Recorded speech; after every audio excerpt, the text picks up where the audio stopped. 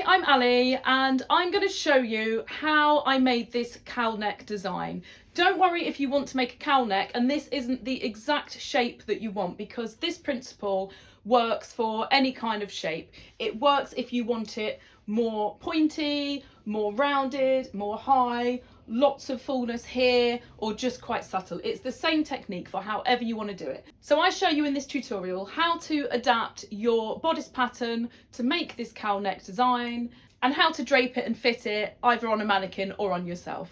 I'm going to start with the bodice block piece for my mannequin. So this has been drafted up to fit the mannequin perfectly. So I'm going to adapt this block, which is the same as what you would use as your own bodice block, into a cowl neck. So I'll show you now how to adapt this piece. The first thing I'm going to do is I'm going to get rid of both of these darts. So I need to get rid of them. I need to open them up somewhere else. So I'm going to do that on the neck here. So first thing I'm going to do is I'm going to use that bust point there and just draw a line up to the neck.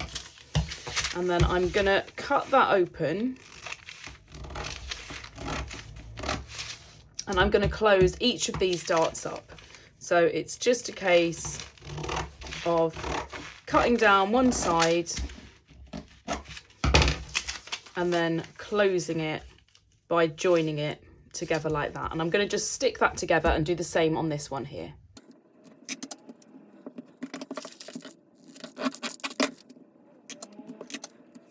So that's my darts gone, and I'm left with this big dart here. I'm just going to cut this little excess bit off here because that doesn't need to be there. So ultimately for the cowl, we're adding fullness to the neck. So we don't need to have a dart. So I'm just going to close that one in.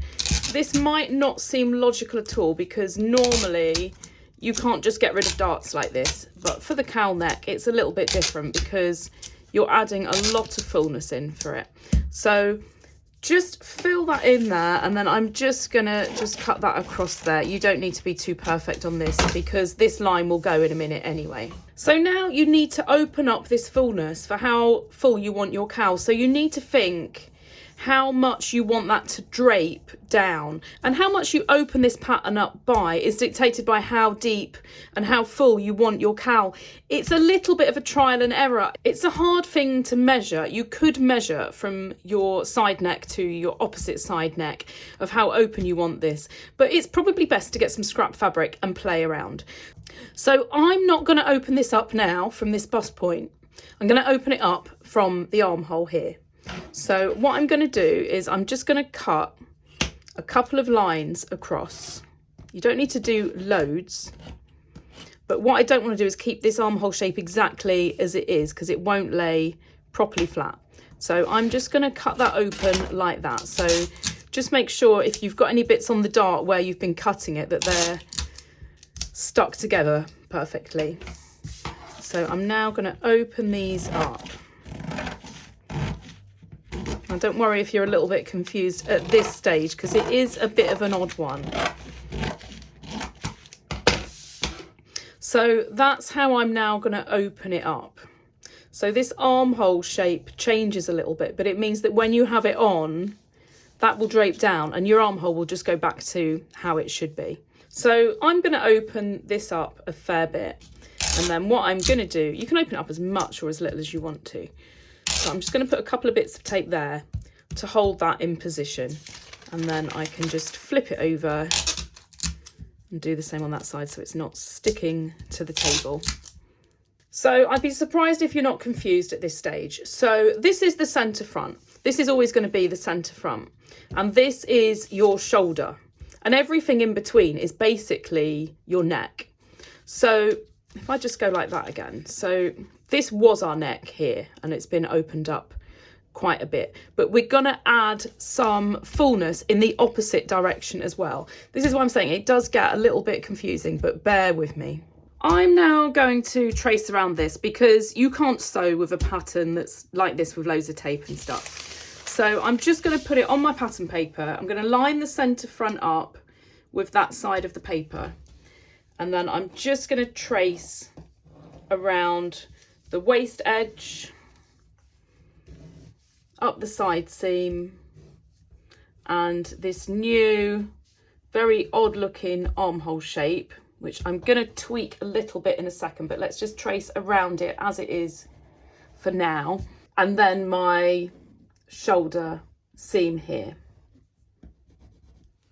So I can now get rid of this. So I'm going to extend my shoulder line up here because I want to have a couple of pleats in that shoulder seam. And then the centre front here, the length that you do this, that dictates how much drape you're going to have going down, where you get all your folds coming down. It will dictate how many folds you have in it. So I'm going to have this going fairly long. So I'm going to draw that up to here. And I'm going to just draw that perfectly going across. And now what I need to do is just join these two together.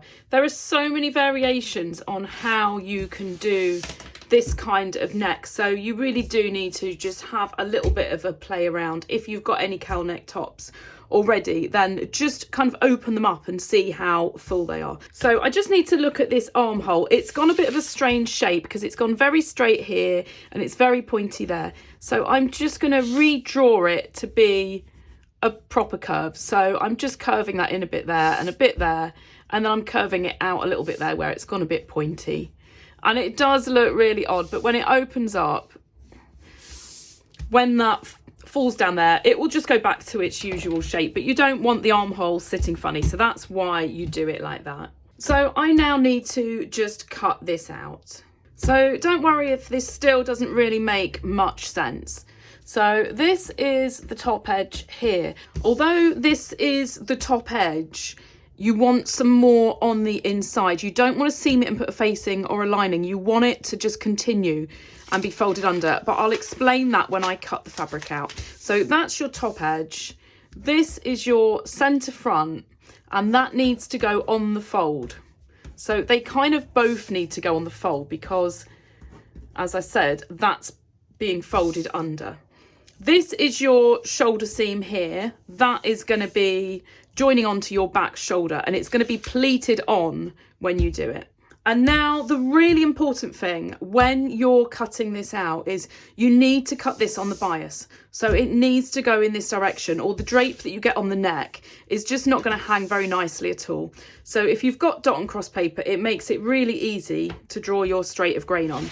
So by straight of grain, that means the direction the fabric is woven. This is for a woven fabric, not a knitted fabric. A knitted fabric would work a little bit differently. So you need that diagonally. So when I come to cut it out, that's the direction I'll be doing it. So I'm going to make this sample out of this piece of leftover silk crepe that I have. So this is it on the bias, and you can see that it stretches a little bit. So if I fold it over like this, you can see the stretch, and you can see that it's going to drape really nicely when it hangs like that. If I just show you, if I don't do it on the bias, you can see when you do that, it just sits completely differently. That doesn't hang very nicely at all. So to cut it out, you really need the perfect 45-degree angle. So the best way, if you can tear your fabric, it gives you a perfect straight line, and then use your selvage edge. And then all you need to do is fold them to meet up like that, and then this gives you the perfect 45-degree. So I'm just going to get this folded perfectly, and then I'm going to start cutting out. To make sure that stays in place, I've just put a series of pins all the way down there. And now I can just flatten out my fabric, and I know that this angle is perfect. You're going to use more fabric than you would expect doing this. So just make sure you buy plenty of fabric if you're buying the fabric before you make your pattern. Now that I've got that folded perfectly, I just need to lay my pattern piece on here. What I'm not going to do is pin through here because I don't want to mark this really nice fabric. So I'm just going to weigh it down. You can buy fabric weights if you want, but I find them a bit of a waste of money. So I just use whatever I've got sitting around. So just lay the pattern paper so it's perfectly on that fold, and anything with a bit of weight is enough. Just don't lay it right on the edge because you'll crease the fabric. So any random objects will do, as long as they're not so heavy they dent it. So that's that done. And then I'm going to just put some pins around the edge like I normally would, just to hold that in place. So I've got it weighted down there, and across the top, and then I've just pinned all around here. So as this is a sample, I better swap those scissors as that's what I need to cut out. So this is just a sample, so I'm not going to worry too much about seam allowances and things like that, but I'm just going to cut this out about a centimetre around my pattern. If you're actually making a garment, just work with your normal seam allowance. And then for the armhole, just because it's a sample, I'm going to cut it exactly on that line, just so we can see how it looks on the mannequin. But obviously add a seam allowance on if you're making this into something. I'm going to do a further video actually making this cowl into a garment, but I thought this would be a good introduction to it. So again, with the shoulder, when you're making your actual garment, you will use your seam allowance to go onto your back shoulder. So let's cut that there. And then once you get to this neck piece here, this really depends on the design. As I said, this is the top of where I want it visually to look on the body. So you don't want to cut it there. You need some on the inside. So depending how heavy your fabric is, you might have quite a lot. If it's a really lightweight fabric, you could cut the entire piece on the fold. So you would just flip that over and cut it again, and the whole piece is 2 layers. This is a fairly heavy fabric, so you wouldn't want to wear this as 2 layers. So ideally, you would just have it around here if it's a facing, or you could have a seam there with a really lightweight lining for the other piece. So what I'm going to do now, I need to cut that a bit longer. So I'm going to put a pin there to mark where this edge is. And I don't want to put loads of pins in, but I'm going to just put one here just to mark where that edge is there. And now I'm going to take this piece off, and I'm going to be really careful that I don't move any of the fabric. And I'm just going to put one there as well, just to indicate exactly where that corner is. So I'm just going to take that off really carefully, not to move anything. And I'm going to flip the pattern piece over. And then I'm just, I mean, you can actually draw this on your pattern piece as you go when you're doing it, but I thought this might be a better way of explaining what's going on. Hopefully it is. So I'm just going to continue cutting up here. It's always harder to explain the more complicated types of pattern cutting, so please comment below if this doesn't make any sense, and I will try to clarify anything that doesn't. So this is my top edge here, so I'm just going to lay the ruler across there, and I just need to make sure that what I have that's going on the inside just is the same thickness all the way along. So as I said, if you're making a garment, you'd really do this on your pattern piece, but this is for me to try and explain a little bit better as we go through the process.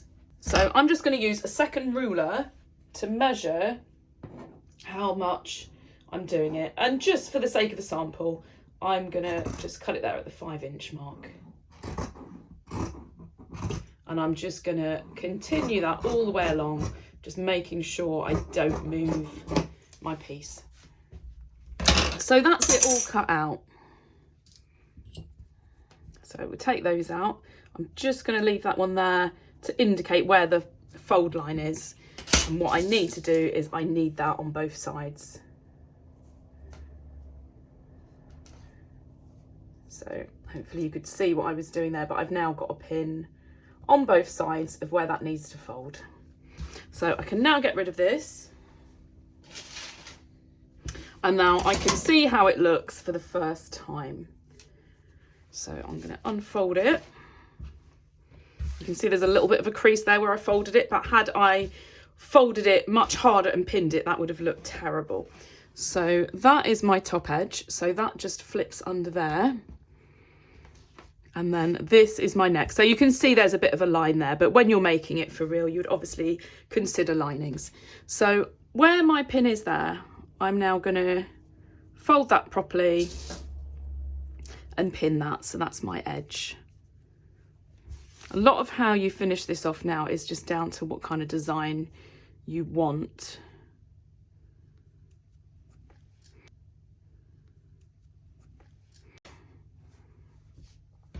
And then this is my shoulder seam. So this is where I'm going to put my pleats.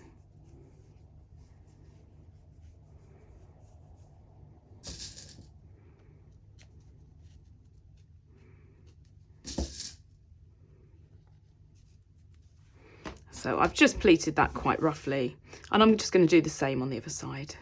So the reason that I've just pleated these here rather than working out on the pattern in advance is because realistically, if you're making something like this, you need to look at it on, you need to play around with samples and try it on to see how this looks, because you can't work that out on paper flat. So I'm now going to take this and put it on the mannequin and see how it looks. So I've got it now on the mannequin and I now need to adjust it. So I've just pinned it here. You can see how it's already draping really nice here because it's on the bias. It wouldn't look like that if I hadn't cut this on the bias. As I said, you're not going to get it absolutely spot on first time. The reason I've done this on the mannequin rather than on myself is because I can play around with it a lot easier. So this little weird bit here, this is the bit that folds in. So if I just go in here and pull that out, that's the bit that we cut as the extra to go on the inside. So you can see straight away, once this is pleated up, this hangs outside of the armhole. So first thing I'm going to do is just trim that off. And this is what I'm saying, you can't do all of this on the paper because I didn't know where that was going to sit. So let's just pin that around there. So the armhole here is basically this bit, and this is the bit that's pleated up. So that's the armhole done. It depends, as I said, how heavy your fabric is as to what you do with the lining. So if you're using a heavy fabric like this and it's in a dark colour, you could actually just do a little overlocked edge or just some kind of neat edge on that so it doesn't fray, and you could have it just sitting inside. In a pale colour like this, you're going to see, I don't know how well you can see it on the video, but you'll see a change in colour, and this could be a bit see-through. So you could just make a lining piece in a lighter weight to go here. If it's in a really lightweight fabric like this, you could literally double the whole thing. So the lining and the outer are all in one piece. So the next thing we need to do is just get this neck sitting right, because at the moment there's a lot of fabric here and it's not sitting perfectly. I've done this intentionally quite exaggerated so it shows up really well on the video. If I did it quite subtly, you wouldn't really be able to see what's going on. So this is quite exaggerated compared to what you're probably going to wear. The fuller it is, the lower it goes. So when I opened it up like this, you can see this is the shoulder line going up here. This means this has opened up quite a lot. The more that opens up, the lower this becomes. So if you don't want it as low as this, if you want it to finish about here, all you do when you're opening it up is don't open it up as much as that. Open it to about here. So the shoulder line, rather than, you can see by the dot and cross, that's the straight line there, and it's going out a little bit. You just need to open it up just to the kind of inside of that. And again, just play around with it. So the amount that it's pleated at the top here, this is this length here. So if you don't want as many pleats, which would make less folds here, then just don't extend it up as far as this. Just go lower accordingly. So that's why I'm saying it's just a case of playing around. So I would just get some really cheap fabric that drapes, or use any scraps that you've got. It does use up quite a bit of fabric, which is why I'm saying just get something cheap that you're not worried about wasting, and just play around with how you want it. So I'll just kind of go over it again. So how much you open it up there dictates how low it goes. If you just open it up a very tiny bit, you'll just have a tiny little bit of cowl here. And this distance here is how much it pleats on the shoulder. So that dictates kind of how many folds you have here. Unfortunately, I'm not a lighting expert and I don't have a lighting expert to hand. So the shadows on this look quite obvious. So you're seeing every last little ripple, but it does actually help to show where all of these lines are on the cowl. So what I'm going to do now, this looks really nice on this side, the way this comes round, but it doesn't on this side. So I'm just going to rejig these pleats here. So when you're doing this on yourself, it's obviously going to be a lot harder because you're going to have to either play around with it on yourself or keep taking it off and repinning it. So I'm just going to rejig how that sits just to get these folds how I want them. So you could literally do it completely different on each side if you wanted to. You could have it totally asymmetric. You could have little fine pleats on one side and big ones on the other, and then play around with these lines. That all just comes down to how you want it. So I'm just going to play around with the neck until I'm happy with how this all sits. I've had a good play around with this now until I'm happy with how it sits. It's always hard on a mannequin because it's not a real body, but you just need to play around with it on yourself until you're happy with how it drapes. Think about how wide you want the neck, how many pleats you want showing there. So I had quite a lot of fabric, but I've actually just ended up with 2 pleats. And you're not going to get it perfectly symmetrical when you're doing this, but when you adjust the pattern, that's when you can make sure this is perfectly symmetrical. So I'm going to look again at the armholes now that I've played around with it. I need to mark where all the pleats go, and I need to think about the lining. So looking at this, it's not perfectly symmetrical. I've got something weird going on here, which I'm not happy with, which isn't happening on this side. So this is the side I'm going to use when I'm adjusting my pattern, because this side sits much better. So I'm going to take this off the mannequin to do those adjustments. Before I do it, what I want to do is I'm going to just use a few pins and I'm going to mark on where the shoulder line is. That's really easy on the mannequin because it's got a join. So on yourself, you're going to have to just kind of make a judgment in the mirror where that shoulder line is. While I've been adjusting it, the armhole's also moved over. So I'm just going to remark on there where I want my armhole to go. So these pins will just indicate where that edge is. Obviously, if you're using the real fabric, it's not the exact edge, you're going to have a seam allowance, but because this is a sample, this is the edge, so that's where that's going to go.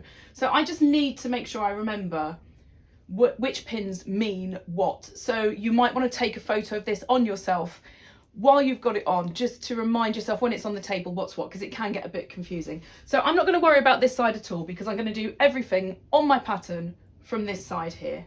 And then once you've made the pattern adjustments, you just treat this like any other front panel on a dress. So this shoulder seam just joins onto the back shoulder in the same way as usual, and this armhole is just treated the same as usual.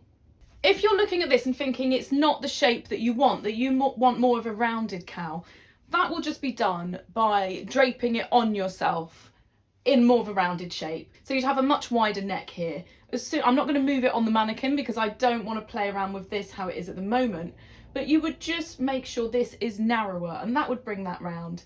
And you could have this less deep as well, and it would automatically just change the shape of this. The shape of the cowl that you like, whether it's a bit more pointy or it folds over or it's more round, is just down to personal taste. If you want a really rounded one, I would suggest using a really light fabric. I would extend this quite a bit up, so you've got quite a lot of folds, and I'd open this up less, because the more you open this up, the lower that's going to go and the pointier it's going to go. Now that I've draped that on the mannequin, I'm going to just finish off adjusting my pattern. So this is by no means a one size fits all way of doing things, because as I said, every design is going to be completely different. So the first thing I'm going to do is take the pins out of this side, because I'm going to use this side, which looked much better. And then I'm going to take these couple of pins out here because they're not doing anything. It's these pins here that are indicating where the edge of my armhole goes. So I'm just going to straighten those off a little bit. So that's a much better shape now. So I really like the way this looks here. There's a lot of bulk behind here, and you can see from underneath there's this bit that's kind of flapping around that I just don't need.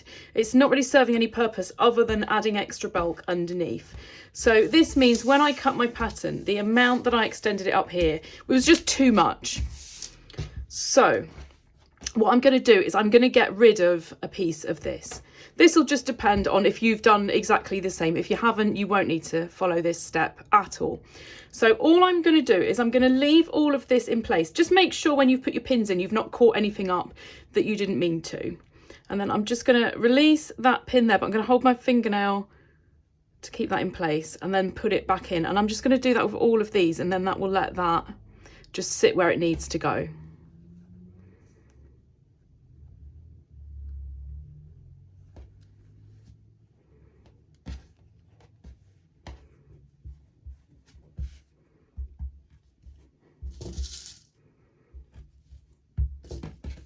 And now that looks completely different, and it's just taken the bulk out of there. Because this is bias cut, you can't ever predict what's going to happen when you're looking at it back on this. And even when you come to make the real thing, I would always cut a big seam allowance in case when you're making it, it just fits slightly different to how you expected. So the next thing I'm going to do is I'm just going to cut this excess off.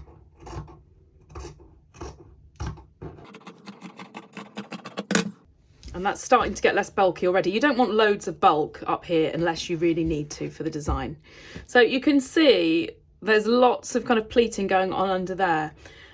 In theory, I could get rid of some of that as well. So I'll do that in a second. So let's just trim this armhole to exactly where I want to be. So that is where these pins are. So that is exactly where this will need to be cut. I'll adjust it all on the paper in a second. So I'm going to take all of these out other than that top one. And then this pin here is where my shoulder seam goes. I'm not going to do anything with that just for a second. What I'm going to do is I'm going to pin where that inside pleat goes. And then I've got this pleat that you don't really notice that's on the back. I'm going to pin that to hold that in place. And then you've got this pleat here, which is really prominent. So I need to make sure that sits in the right place. And then I'm going to put a pin just through this top layer here of where that pleat joins up on there. So I can see where that joins up here. And this one on the back sits literally just inside. So I don't need to worry too much. There's a lot of pins here, so it's going to get a bit confusing with what's going on. So where the shoulder seam is there, I'm not going to cut it exactly where that is. I'm just going to move that one over to be like that for a sec. I'm going to cut it just above. So I'm going to do it 1.5 centimetres, which is where I always do my seam allowance. And just make sure you're not cutting through any pins here and ruining your scissors. So this is now starting to look a lot better. So I'm going to take that one out. I now don't need this one or this one because I know that that's 1.5 centimetres higher than my shoulder. So that indicates that pleat, that one indicates that, and this one marks where that pleat touches that. And then this one marks the one at the back. So I'm ready now to open it up.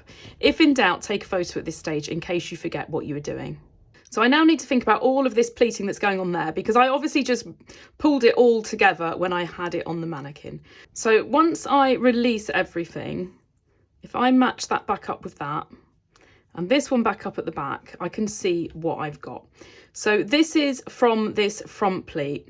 I don't really want to be cutting into that, so I'm just going to fold that in. And then when I come to make that up, it will just sit more evenly in the middle of this shoulder piece rather than all at the neck. And then this one at the back is actually the one that we've just trimmed. So all I'm going to do is just let's pin that back together again. And I'm just going to shave a little bit off the top. And then that will fit that shoulder. So this is looking way less bulky now, and I haven't lost those pleats there. It's always worth making a second sample once you've finished this whole process because you just never know what might kind of get lost as you're doing this. So that's the bulk that you're left with on the shoulder now, which actually isn't too much at all. So the last thing I need to do is just translate that onto my pattern. So I can take this one out. I know that's my shoulder. So this is basically this line here. So I'll be curious to see how much shorter that's got. And this pin here, that is the outside of that pleat. So I'm going to just put that through so it's not actually folding the fabric. I know this is where it lines up with. This is now my neck edge. And this is the position of the pleat at the back. So now I've laid this all flat, I'm going to fold it over because obviously I've adjusted one side and not the other. So I'm just going to put a few pins around the edge to hold that in place.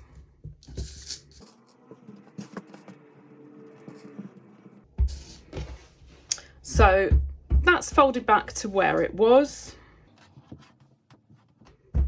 And you can see now all what's been adjusted. So if I go back to my pattern, let's put that on here like this.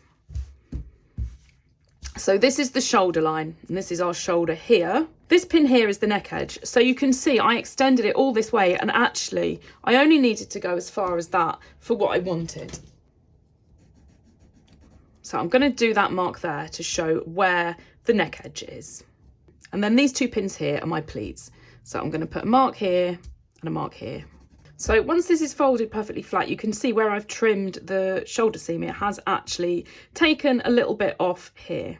So I'm going to now draw where my top edge is on this pattern. I know this is confusing, but bear with me.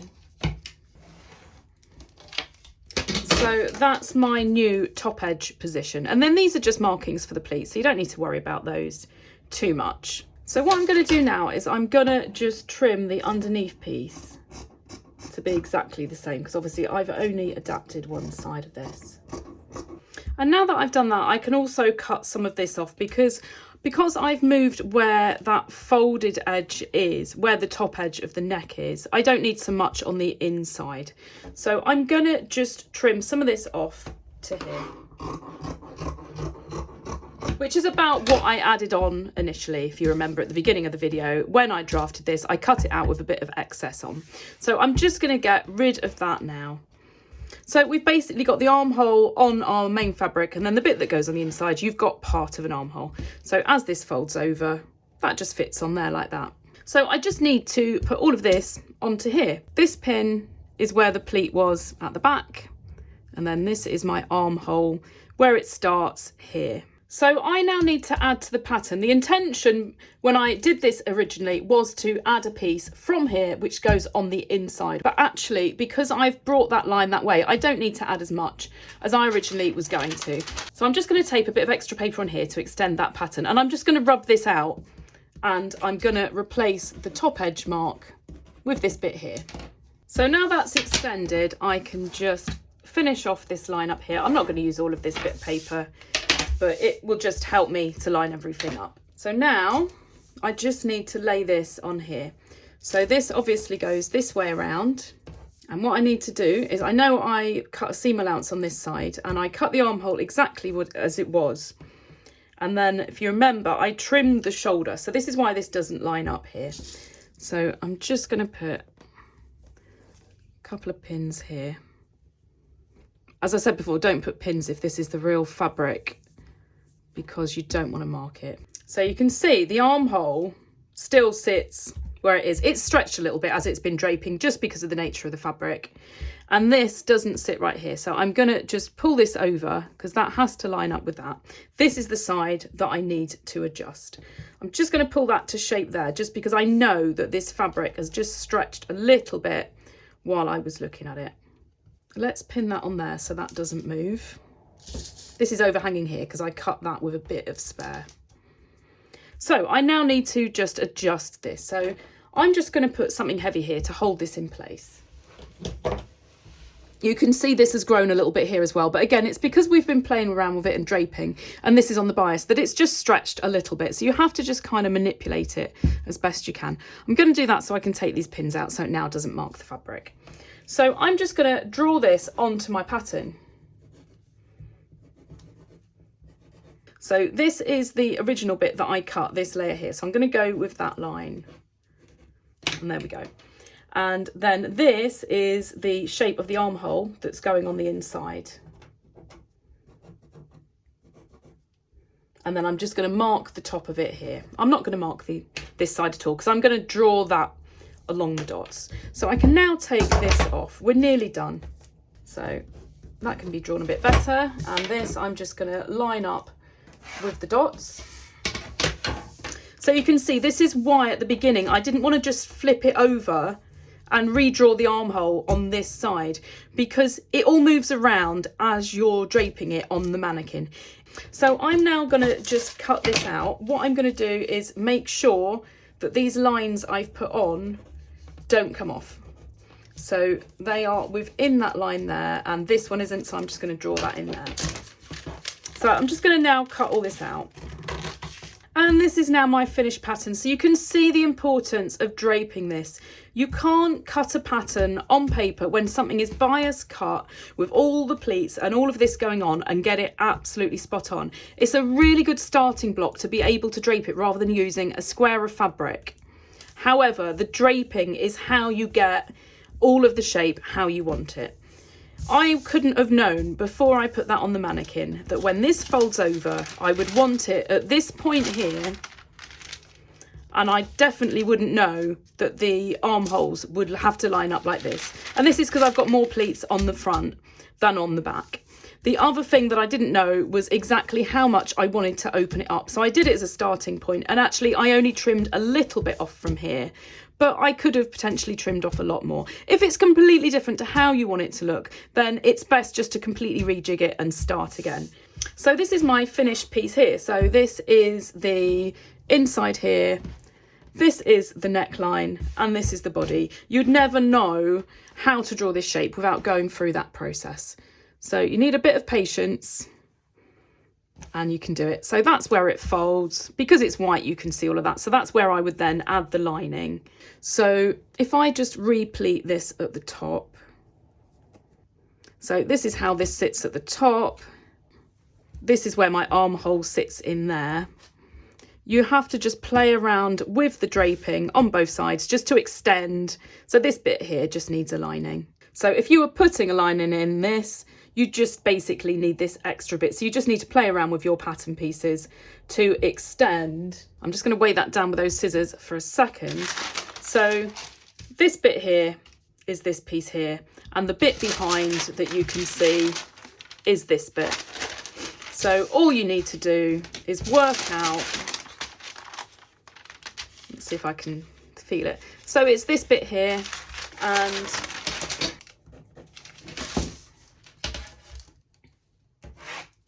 so this is the depth of the lining piece that I would want. This equates to this piece here. So just draw that across. So I'm just going to trace this piece off here because I know that's the depth of the lining I would want to add on. So what I'm basically doing is showing you when you've got this on the outside and then you've got your little bit going on the inside, how to cut the extra bit of pattern just to put that lining in there. So what I've done, I'm aware this is probably incredibly confusing, but I have traced this little section off here because that's where the facing goes to. So if I fold this here, this is basically the top edge where this has been folded, and then my lining piece needs to go in here. Don't worry if these don't match up, because remember there's more pleating on this side than there is on this side, so it's not going to match up. All you need to make sure that does match up is this bit here, because the armholes are slightly different shapes, it doesn't match up. So just put a little bit of paper in and just complete that armhole there. All I'm going to do this is just stick a little bit of paper behind it, and then I'm just going to fill that in, and you'll soon see when you put it together if that new armhole shape works on the lining. And if it doesn't, just amend it on. Again, everything when you're working with bias cut needs to be looked at on the body.